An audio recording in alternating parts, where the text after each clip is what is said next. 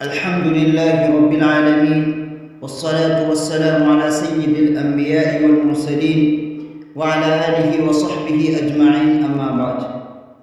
أعوذ بالله من الشيطان الرجيم. بسم الله الرحمن الرحيم.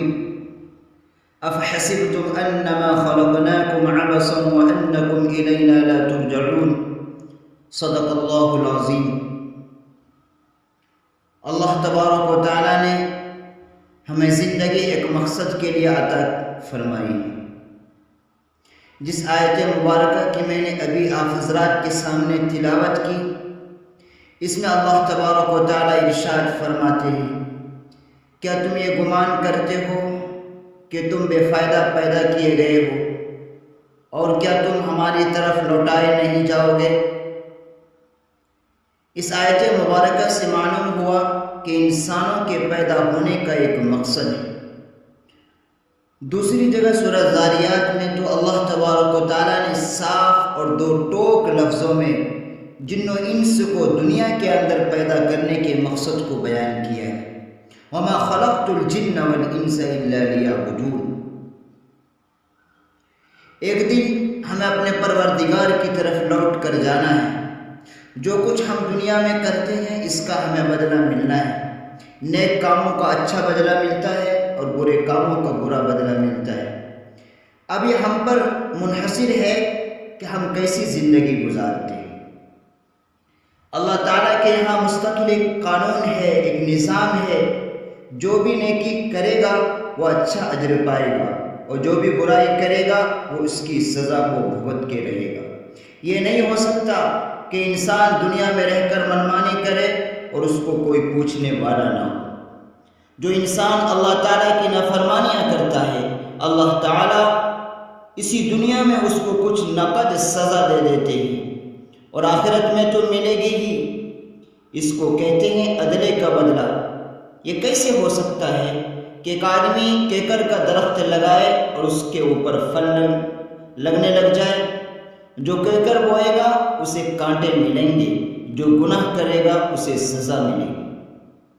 کسی نے کیا خوب کہا ہے، عدل و انصاف فقط حشر پہ موقوف نہیں ہے، زندگی خود بھی گناہوں کی سزا دیتی ہے. اس دنیا میں بھی انسانوں کو گناہوں کی سزا مل کر رہتی ہے. چنانچہ کتنے لوگ تھے، کتنی قومیں تھی جنہوں نے منمانی کی اور پھر ان پر اللہ تعالیٰ کا عذاب آیا. قرآن کریم میں تذکرے موجود ہے. کیا عبرت کے لیے ہم سب کے لیے کافی نہیں ہے کہ ابلیس جو ایک وقت میں بڑا عبادت گزار تھا، بڑا نیکوکار تھا، طاؤس الملائکہ کہلاتا تھا، اس نے زمین کے ہر چپے پہ سجدے کیے تھے، اتنا عبادت گزار تھا کہ عرش تک اس کی رسائی تھی، اس نے اللہ تعالیٰ کی نافرمانی کی. ابا واستکبر وکان من الکافرین.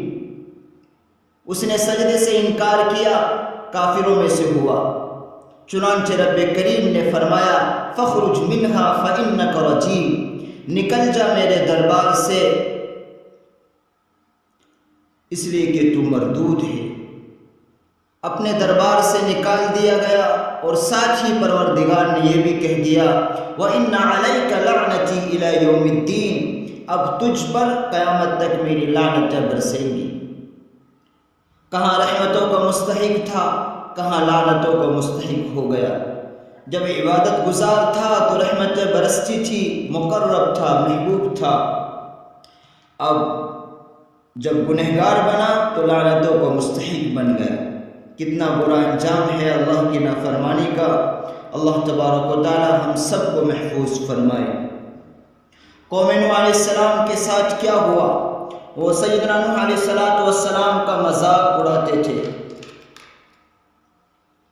جب آپ کو حکم ہوا وَاصْنَعِ الْفُلْكَ بِأَعْيُنِنَا وَوَحْيِنَا، آپ کشتی بنائیے ہماری آنکھوں کے سامنے وحی کے مطابق، تو جب وہ کشتی بناتے تھے ان کی قوم والے ان کو کشتی بناتے دیکھ کر کہتے کیوں بنا رہے ہو؟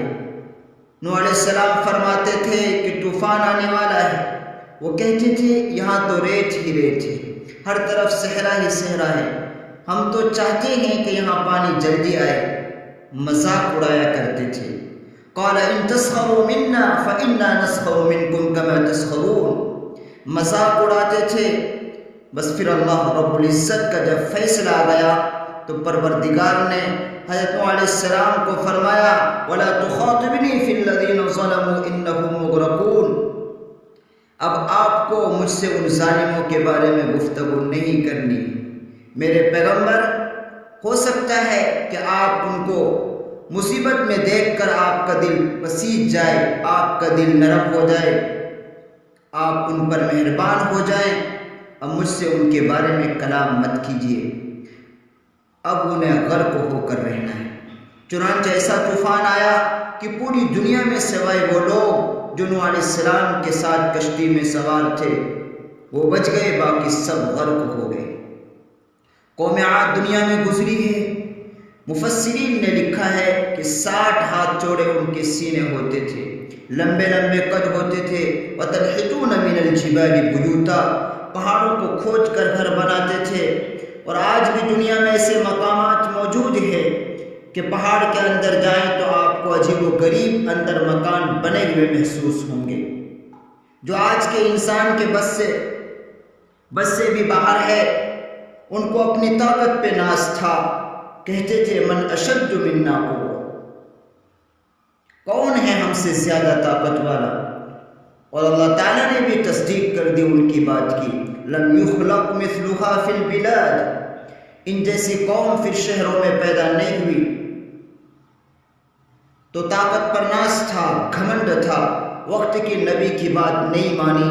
اللہ تعالیٰ نے ان پر تیز ہوا کا عذاب بھیجا، اور وہ تیز ہوا بھی کیسی تھی کہ مومن کو لگتی تو اتنی اچھی کہ دل خوش ہوتا، کہتا کہ یہ ہوا تو چلنی چاہیے، لیکن کافر کے لیے وہ اتنی تیز کہ ان کو پٹخ کر زمین پر مار دی. حتیٰ کہ ان کی لاشیں ایسی بکھری تھی کأنہم اعجاز نخل خاویہ، جیسے کہ کھجور کے تنے بکھرے ہوئے پڑے. پوری قوم کو ختم کر کے رکھ دیا. قوم سمود حضرت صالح علیہ السلام کی قوم ہے، کہتی تھی آپ ہمیں کوئی معجزہ دکھائیے. انہوں نے دعا کی، چنانچہ اللہ رب العزت نے پہاڑ میں سے ایک اونٹنی نکال دی، ناقۃ اللہ. سورۃ الشمس میں اس کا ذکر ہے.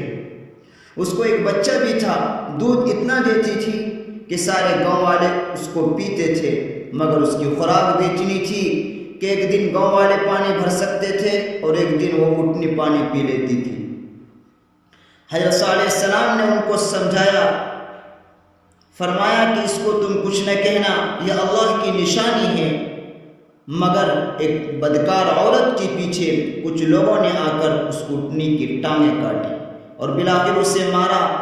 نتیجہ کیا ہوا کہ ایک تیز آواز آئی، فَلَمَّا تَمَسُّوهَا بِسُوءٍ فَيَأْخُذَكُمْ عَذَابٌ أَلِيمٌ. حضرت صالح علیہ السلام نے فرمایا تھا اس اونٹنی کو کچھ نہ کہنا، دردناک عذاب ملے گا. جب بات نہ مانی فَأَخَذَتْهُمُ الرَّجْفَةُ فَأَصْبَحُوا فِي دَارِهِمْ جَاثِمِينَ.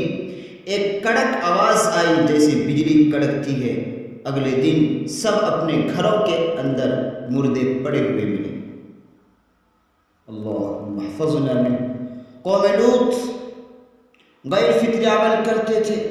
حضرت لوط علیہ السلام نے انہیں بہت سمجھایا، الٹا مذاق کرتے، انہم اناس یتطہرون، یہ بڑے پاک لوگ ہیں. نتیجہ کیا ہوا؟ اللہ تعالیٰ نے فرشتوں کو بھیجا. فرماتے ہیں فلما جاء امرنا جعلنا عالیہا سافلہا، زمین کے ٹکڑے کو حضرت جبرائیل علیہ السلام نے اکھاڑا اور اکھاڑ کر آسمان کی بلندیوں تک لے گئے، حتیٰ کہ اس بستی کے مرغوں کی اذانیں پہلے آسمان کے فرشتوں نے سنی اور وہاں جا کر الٹ دیا اور ان کے اوپر پتھر برسائے. وَأَمْطَرْنَا عَلَيْهَا حِجَارَةً مِّن سِجِّيلٍ. حضرت شعیب علیہ السلام کی قوم تاجر لوگ تھی، مگر ناپ تول میں کمی بیشی کرتے تھے، ڈنڈی مارتے تھے. ان کو بہت سمجھایا کہ ناپ تول میں کمی مت کرو، لیکن باز نہیں آئے.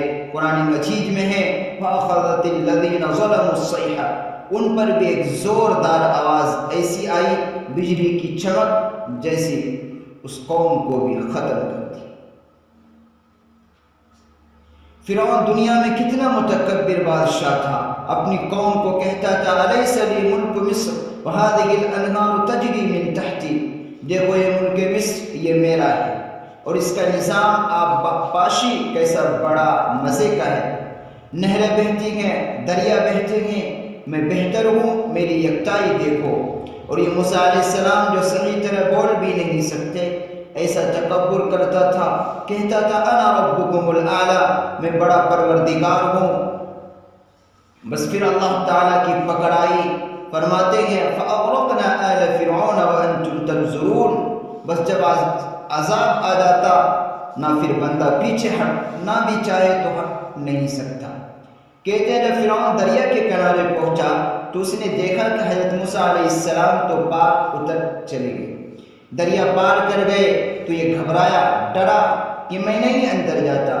تو جب یہ ذرا گھبرایا تو جبرائیل علیہ السلام ایک گھوڑی پر سوار ہو کر آئے اور انہوں نے اپنی اس گھوڑی کو پانی میں ڈال دیا۔ اب فرعون کے گھوڑے نے جب گھوڑی کو دیکھا تو اس کے پیچھے بھاگا، اب اس کے بس میں نہیں تھا۔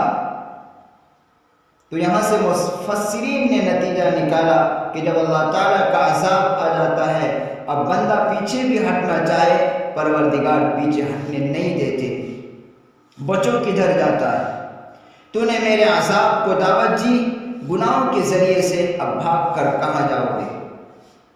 قارون کو اللہ رب العزت نے مال اتنا دیا تھا کہ اس کے خزانوں کی کنجیاں کئی اونٹوں پر لادی جاتی تھی۔ آپ میں سے کوئی بڑے سے بڑا بزنس مین، آج کی دنیا کا بڑا سے بڑا بزنس مین، تو اس کی دکانوں کی کنجیاں بھی جب جیب میں آ جائیں گی، اللہ کی شان، اتنا امیر بندہ کہ اس کے خزانوں کی کنجیاں اونٹوں پر لادی جاتی تھی، مگر اس کو اللہ کی نعمت نہ سمجھا، کہنے لگا یہ تو میرے خون پسینے کی کمائی ہے، میری صلاحیت کی کمائی ہے جو میں نے اپنے علم سے حاصل کی۔ اب وہ کہتا تھا کہ کسی طرح مجھے اس کی زکوٰۃ نہ دینی پڑے، چنانچہ اس نے حضرت موسیٰ علیہ السلام پر الزام لگانے کی کوشش بھی کی۔ پھر اللہ تعالیٰ کا عذاب آیا، ارشاد فرمایا فَخَسَفْنَا بِهِ وَبِدَارِهِ الْأَرْضِ، اللہ تعالیٰ نے اس کو بھی زمین میں دھسا دیا اور اس کے مکان کو بھی زمین میں دھسا دیا، دھستا ہی چلا جائے۔ بنی اسرائیل پر اللہ تعالیٰ کی کتنی نعمتیں تھی۔ وَإِذْ قَالَ مُوسَىٰ لِقَوْمِهِ يَا قَوْمِ اذْكُرُوا نِعْمَةَ اللَّهِ عَلَيْكُمْ، جب موسیٰ علیہ السلام نے اپنی قوم سے کہا کہ اے قوم اللہ کی نعمتوں کا تذکرہ کرو، یاد کرو اللہ تعالیٰ کی نعمتوں کو۔ اذ جعل فیکم انبیاء وجعلکم ملوکا وآتاکم ما لم یؤت احدا من العالمین، اللہ تعالیٰ نے تم میں سے انبیاء بھی بنائے اور تم میں سے بادشاہ بھی بنائے، اور پروردگار نے تمہیں وہ کچھ دیا جو جہانوں میں کسی کو نہیں دیا، مگر اتنی نعمتوں کے باوجود یہ گناہوں میں پڑ گئے، خواہشات کے پیچھے پڑ گئے۔ نتیجہ کیا ہوا کہ اللہ رب العزت نے ان پر عذاب بھیجا۔ وَضُرِبَتْ عَلَيْهِمُ الذِّلَّةُ وَالْمَسْكَنَةُ وَبَاءُوا بِغَضَبٍ مِّنَ اللَّهِ، ذلت اور مسکنت اللہ تعالیٰ نے ان پر پھینک دی اور اللہ تعالیٰ کا ان پر غضب ہو گیا۔ ایسا ظالم بادشاہ ان پر مسلط ہوا جس نے ان کو ذلیل و رسوا کر دیا، ان کو سر چھپانے کی کہیں جگہ نہیں ملی۔ تو یہ سب واقعات ہمیں بتاتے ہیں کہ جس نے بھی دنیا میں اپنی منمانی کی، اپنے رب کی نافرمانی کی، بالآخر اس پر اللہ تعالیٰ کی پکڑ آئی۔ یا اور بات ہے کہ کسی کو جلدی پکڑ ہو جاتی ہے، کسی کو اللہ تبارک و تعالیٰ مہلت اور ڈھیل دیتے ہیں، لیکن پکڑ ضرور آتی ہے۔ گناہوں کی سزا آخرت میں تو ملے گی ہی، دنیا میں بھی مل کر رہتی ہے۔ اس لیے ایک ہی علاج ہے کہ ہم گناہوں سے سچی پکی توبہ کریں اور ایک پاکیزہ اور صاف ستھرا زندگی گزاریں۔ اللہ تبارک و تعالی ہم سب کو اپنے فضل و کرم سے ہر صغیرہ کبیرہ گناہوں سے محفوظ فرمائے اور ہمیں سچی پکی توبہ کی توفیق عطا فرمائے۔ وآخر دعوانا الحمد للہ رب العالمین۔